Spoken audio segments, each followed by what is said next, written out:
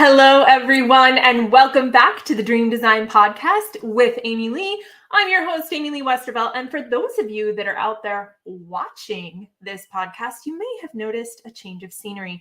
And that is because I have decided to move my office downstairs to the little alcove in my room. So this is the new background. I hope you love it. And even if you don't, it's here to stay. So excited for my guest today. And I know I always say that, but truth be told, she's like one of my favorite humans. And I haven't even known her for like 3 months. Karen Dubi is here. She's so amazing that I didn't even ask her what her title was. I'm just like, she's amazing. So when she comes on, she'll tell you what her title is, but she's fantastic. She is an NLP master practice like me. And she just has this way of really connecting to the inner sanctum of a person, as you guys are going to hear and feel in her energy as she gets here today. So please welcome the incredible Karen Dubi to the show. Hello. Hi. I didn't even think to ask you what your title was. I was just chatting away. So what does the lovely Karen call herself? You mean title as in credential or title as in what do I go by? What kind of coach you are? What do you call yourself? Gosh, I think it depends on who I'm talking to. Honestly. And I think that took me a long time to discover because I used to get so stumped, well, what do you do? And I do so much. I do whatever it takes to make people feel better. That's really what it is in a nutshell. So life coaching, business mentoring, working on relationships, health and wellness, whatever facets of life that I could be of help to give any insights or implementation for people to be able to work on improving the quality of their lives and find more joy, more power, all of that. It's all fair game. I love that. So basically your tagline is so what do you do? I do whatever it takes. Oh, that's so good. Oh my God. Okay, so now that we got that out of the way, because I should have had that answered before. How does one go from being going through school and flipping the tassel and all the things to suddenly becoming a do whatever it takes coach?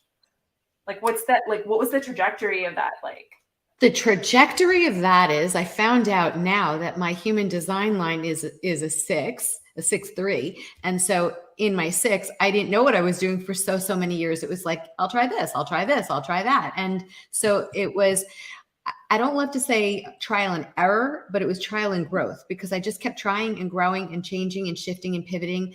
And so initially in school, it was I liked to study human behavior and I liked to study nutrition.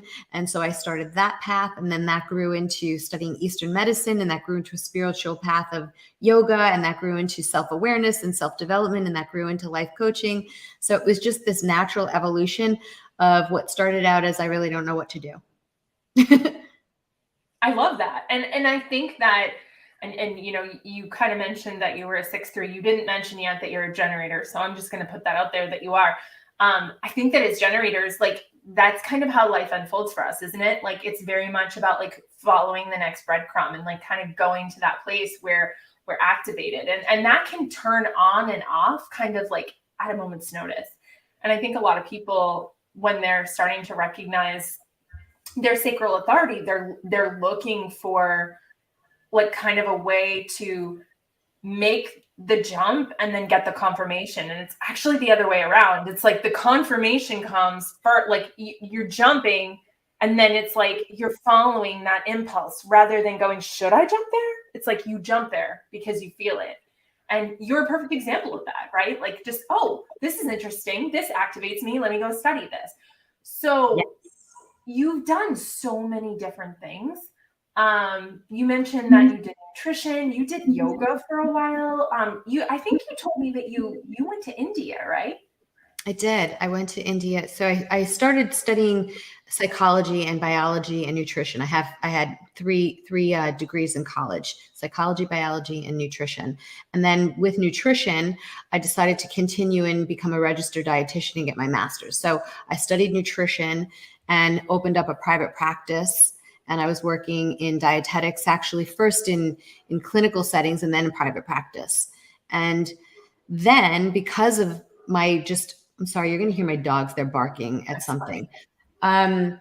But then I decided to start practicing yoga just for personal reasons. I was interested in practicing yoga, and it became such a, not passion only, but like a calling to learn and to formally study yoga and to really be in service of that kind of spiritual growth and mindset work. The interesting thing is that most people think yoga is like Gumby flexibility, and it certainly is.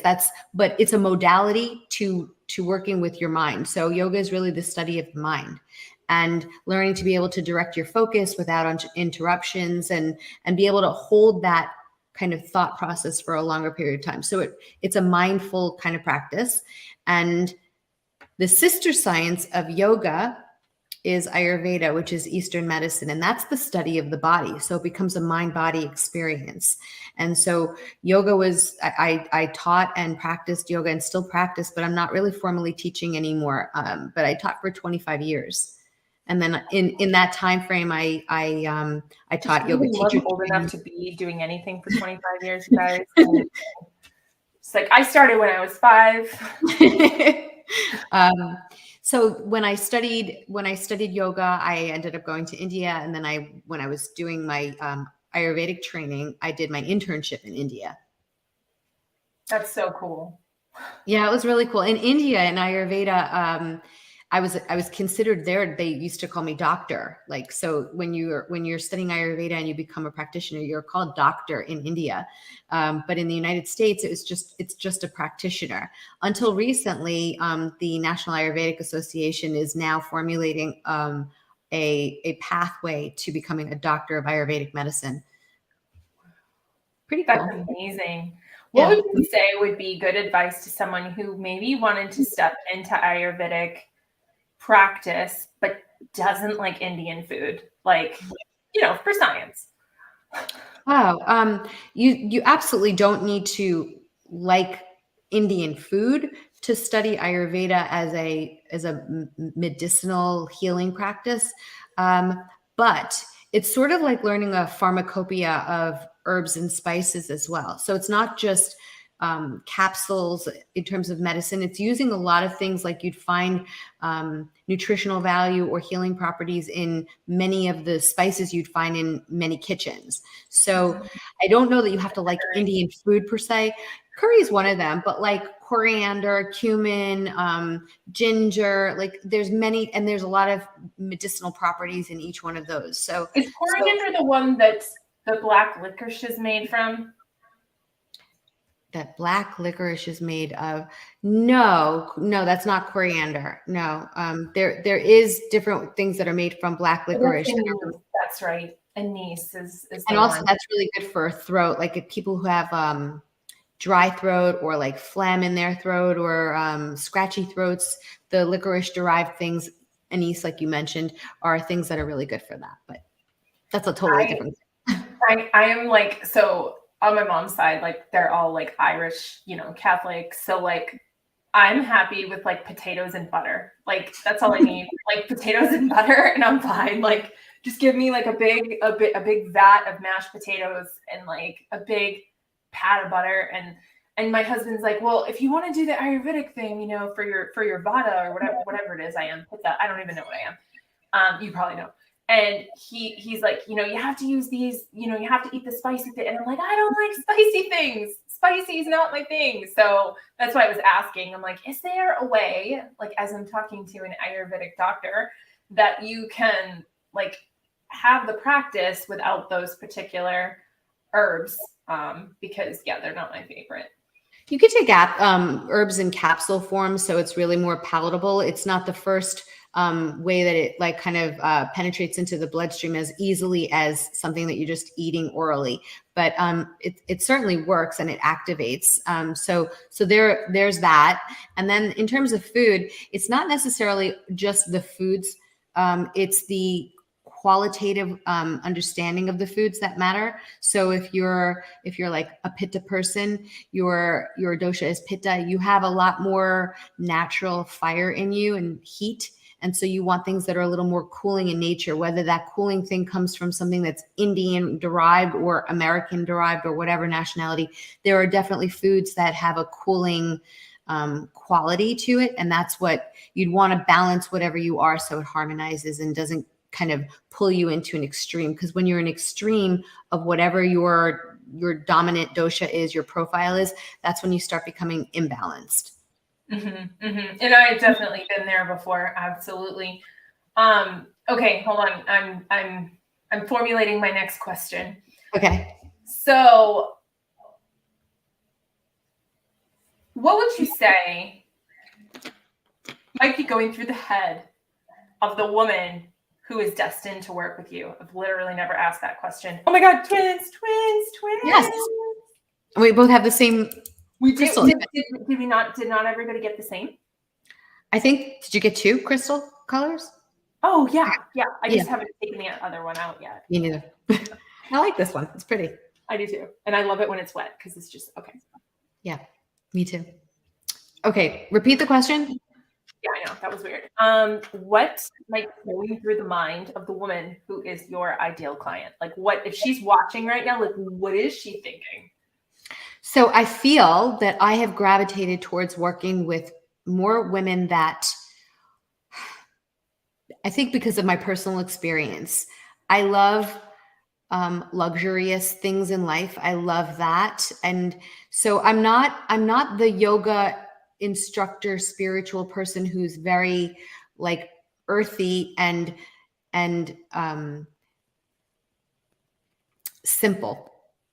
I'm much more of the spiritual person who likes the finer things as well. The spiritual person, which has like kindness and service to other people and meditative and like enlightened and wanting to learn more and grow more, personal growth and development. So I have an appeal to women who also exude both of those, who want either they're living a life that's luxurious and they just feel like something's missing. And the something missing is something that's like, it's not just us. There's more to it than just us. There's a co-creation with the universe. There's more. You know what Source just said that was? What? Do you want me to tell you? Yeah. An old money coach.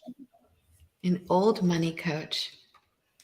Somebody who helps people who have never struggled financially, and that's not an aspect of their issue, but who finds difficulty finding fulfillment in day-to-day because nobody can relate to them, right? Because they seem or they project from themselves that they're outwardly, better than somebody, which they don't feel, but people tell them that they feel that way because it's projected onto them. And they just want to have like a quality of life where they're not measured by what they have. I think I already have a client for you. Like this is so fantastic. Oh my gosh. I'm going to tell you about it. In yoga, there like in the study of yoga, there's this idea or notion that everyone suffers. It's just that people suffer in different levels. Some suffering is more benign and some suffering is really, really hard. But we all have suffering issues. We all have strains and stresses and, different kinds of experiences that we're challenging in our lives. So I had a point to that.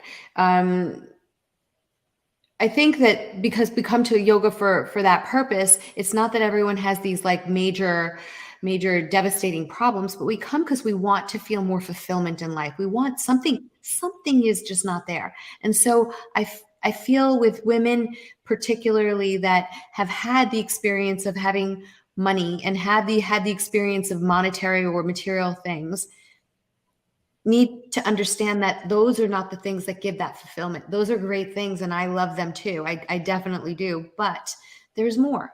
And that more is something that I feel I can tap into with women that I have an understanding like in that regard about. And I think you made a good point too, because those women, like society tells you that when you get to a certain threshold of income, you shouldn't have any more problems. And if you do have problems, you should shut up about it because you should be grateful that you have everything that you have. And there's people that would kill to have whatever. And that starts pretty low, right? Like anything after the poverty line, it's like, who are you to complain? So I kind of call that stuck but not starving. But I think that when you get to a certain threshold, it's like, how could you possibly think that you have a right to explore anything beyond this? Like, why should society give you the energy to explore this when so many people don't have whatever? And so there's a lot of guilt that comes with that. Like, who am I to do this self-actualization when society is telling me that I should just go, swim in my pool with the swan fountain and shut my mouth? Right. And I think That's who am I too. I actually thought at one point that the name of my book was going to be called Stop the Wait. And the wait stood for, as an acronym, who am I to? Because we sometimes think, who am I to be able to want this? Or who am I to be able to evolve to that? And we're everything to be able to be that person.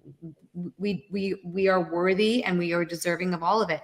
And I used to be asked the question, if I could choose like a famous person that would be like an ideal client, whether people like them or not, I used to think that like the Kardashians, because they have a plethora of money, they have endless amounts of money, but they still have problems. They still have like a lot of their own stuff in their head, and they'd be great people to be able to work with and discover like some of the things that you can't buy, some of the things that they just can become.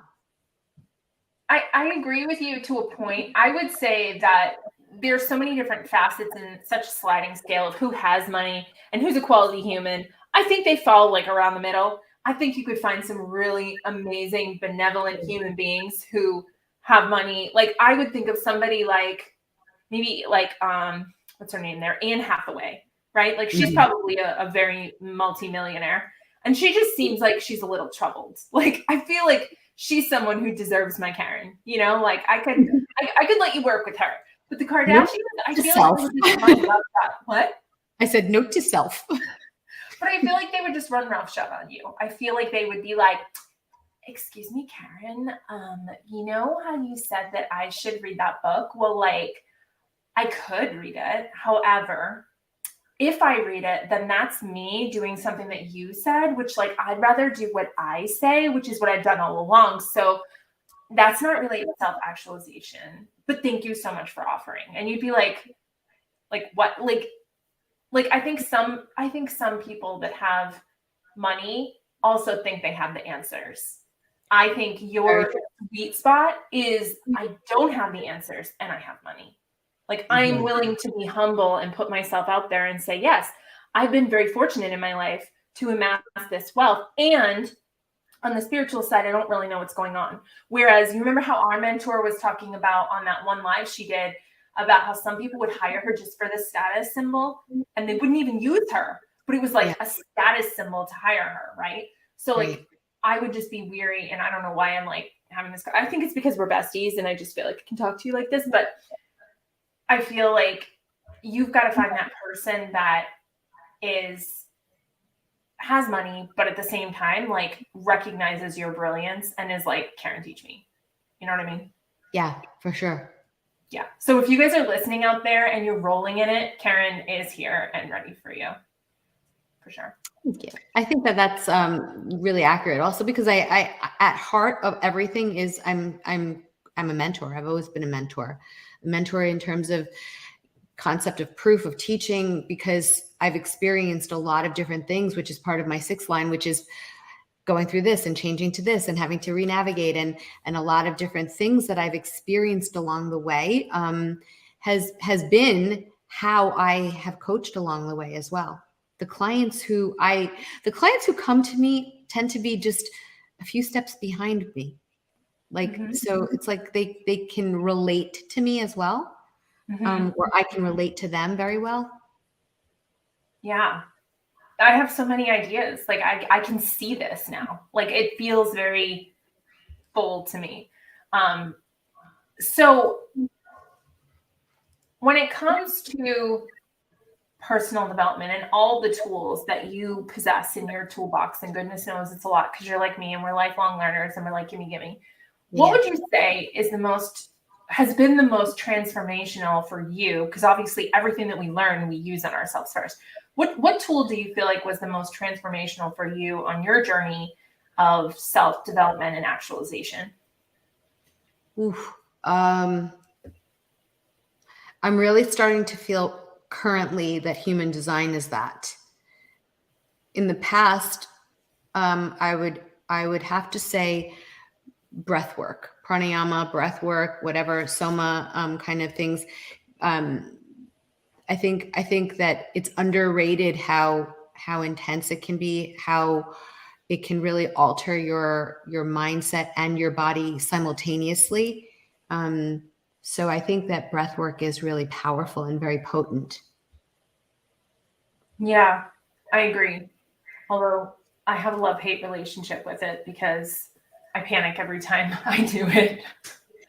Um, so talking about human design specifically, you're just now are you into the third phase of your six, or are you still on the roof? You're still on the roof, right? I'm still on the roof. I think I'm on the cusp of the edge of the roof. yeah, totally. And so as someone who kind of started with the three energy, right, which then Yeah. evolved into the six, but then you've also got the other three. Like Right. your whole first half of your life, you were a 3-3. Like, Completely. did you jump out of windows and stuff? Like, were you just like a reckless, crazy person? I've had my share of doing some very like unconventional things. Yeah. I don't know that I'm like such an adventure person, but I've just lived life unconventionally.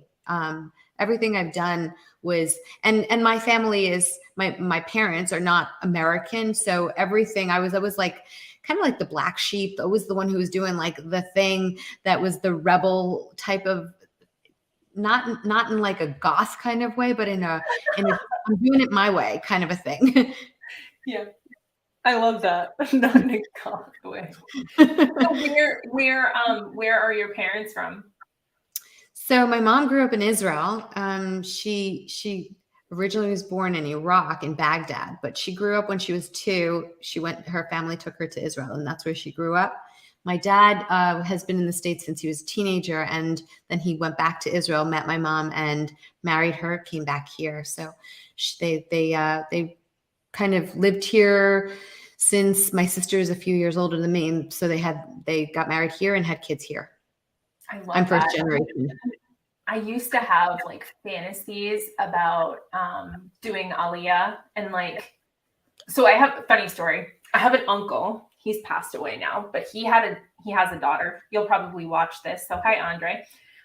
He had a daughter and she met a boy and they decided to run away together. And like, I guess my uncle like came to the door with a firearm and said like, don't take my daughter or something. So he ended up losing his job and all this stuff.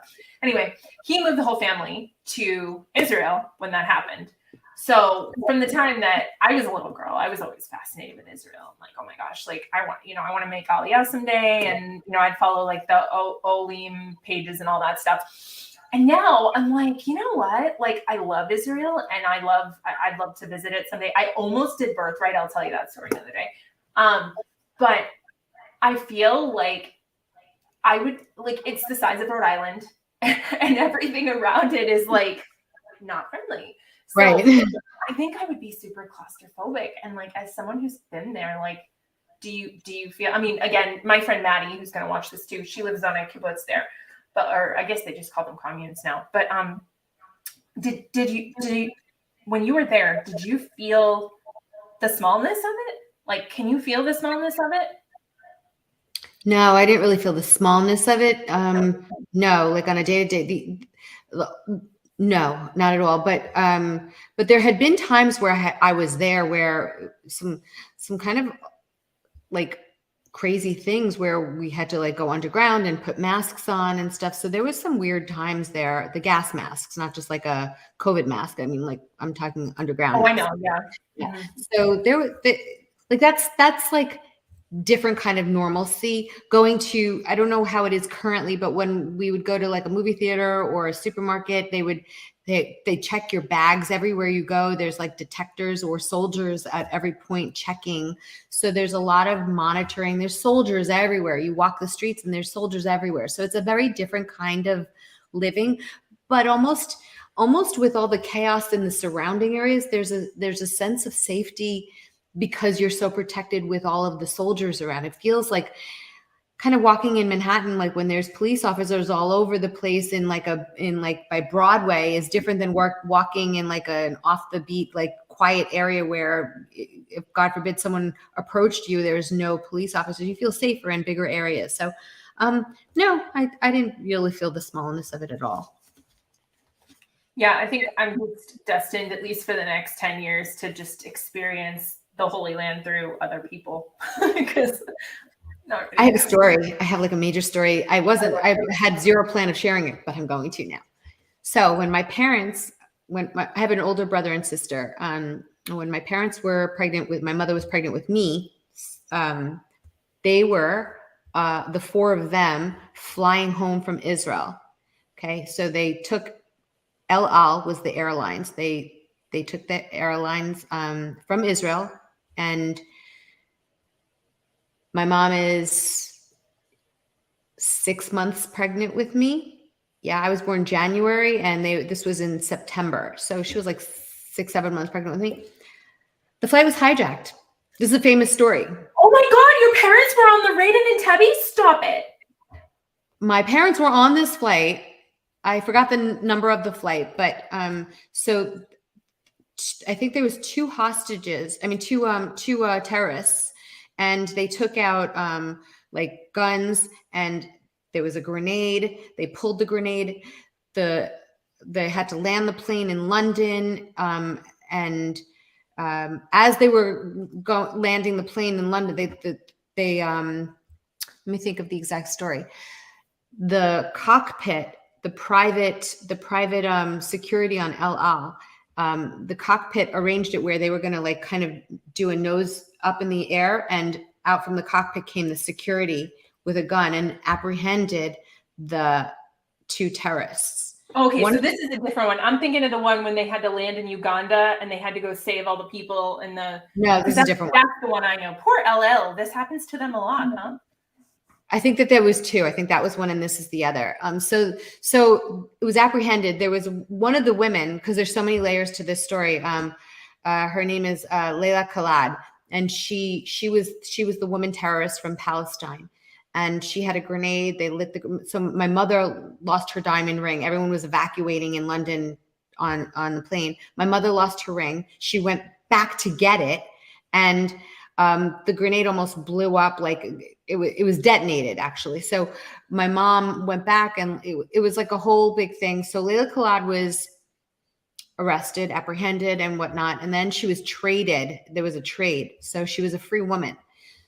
I think it was about a year or two ago. She was invited to speak at a college in California, and my brother protested.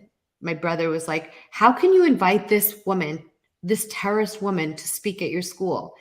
It was ultimately canceled. My brother brought some serious heat to this. Like, you know, he was 4 years old at the time. My sister was 6.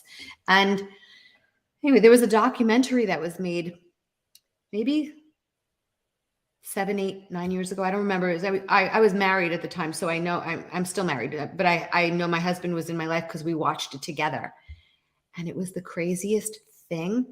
One time when I was practicing yoga, I started crying to my teacher, and she was like, what? And I told her the whole story. And she said, there's something called vasana. Vasana is like this imprint of some trauma that you experienced, whether in the womb or in your life after birth. And it's called vasana. And I was like, okay, maybe. The second that this documentary, my husband and I sat and watched, where Leila Khalad was on it, and I heard her voice and I saw her eyes, I froze, and I started shaking, and I couldn't swallow. I couldn't take a breath. It was the craziest thing. Like, my husband was like, what's wrong? And I was like, I don't know. Like, and I never saw her because my mom was pregnant with me. I never saw her, but her voice, there was something that just like, and it like, it got me on this really deep level, like emotionally. There was a trauma there that I didn't even know I had because I wasn't even born. So that was a crazy story. But my parents and my brother and my sister survived what should have been, like, they were in the plane, and my father had to prepare all of them that we're going to die together. We're all together, at least we're a family, and we're going to all die together. And they, have their hands on my belly, and I mean my mom's belly, and they were all preparing to die. Oh my God. Yeah, I have choice words on that particular group of humans that will not be made public on this broadcast. But as a fellow Jew, Jewess, I guess we are, right? I definitely have some thoughts on that. So regarding the other one, though, the Entebbe one. So we were at Shoal one time. This shoal, we were kind of trying it out. It's kind of like, there's always 3 shoals, right? So this was the conservative one. And so the reform one here is just kind of, it's a little bit too, I don't know. It's not like reform in the north. Reform in the south is kind of like low-key Christian a little bit, kind of is. And so we were going to the conservative one. Anyway, long story short, this guy that is one of the like people that speaks at Shoal and stuff like that, his son was having his bar mitzvah, and we were sitting around after, it was the Saturday or whatever. We're like sitting around in the hall, and we knew that this guy had been like in the military or whatever. And he was in the Mossad, and my husband's an Army Ranger. So this little boy was like obsessed that my husband was a Ranger. And he's like, oh my gosh, your husband's a Ranger. Like, that's so cool. And we're like, bro, your dad literally like knew like Yonatan Netanyahu. Like he was there, like he was on the ground. Like there's no contest. Like this little boy was just enamored at my husband. And I'm like, do you have any idea who your dad is? Like, do you have any idea? Like, you don't even understand, like Mossad, like hello. Like it was crazy. Yeah, Israel, they're badasses. They are such badasses. Yeah. I used to get in fights with kids in elementary school because I would say that Israel's army was like so powerful, and they were like, what are you talking about? It's so little. I don't know. I've always been little but powerful, for sure. Little. Mm-hmm. But that Iron Dome, I wouldn't mess with that stuff. Mm-mm. No. But back to Karen, because that's why we're here. So if somebody wants to get a hold of you, if they want to work with you, if they're like, you're my person, how do they do that? So I'm very approachable. I'm on social media. You can find me on Instagram, Facebook. I'm on Instagram. Okay. Facebook. I didn't give you my LinkedIn, but my LinkedIn is my name also. I like LinkedIn, but I'm definitely much more on these 2 platforms. And then my website, you could send me an email, you can text message me, you can send me a DM, whatever it is. You can check out my stuff, and always reach me. I'm very obliging to respond. Oh my God, I love you so much. This has been so fun. Obviously, we're continuing this after we shut this off. So I'll see you in a minute. Okay. But for everybody else, Karen, thank you so much for being here. It has been fantastic. We'll definitely have to have you on the show again. Maybe we'll do like some kind of collab or something, like 2 pissed off Jews. That would be fun. All right. I love you so much. Thanks for having me. Mwah. Absolutely. And that'll do it for this week's episode of the Dream Design Podcast with Amy Lee. Until next time, may you be happy, may you be healthy, may you be safe, and may you be at peace. Namaste.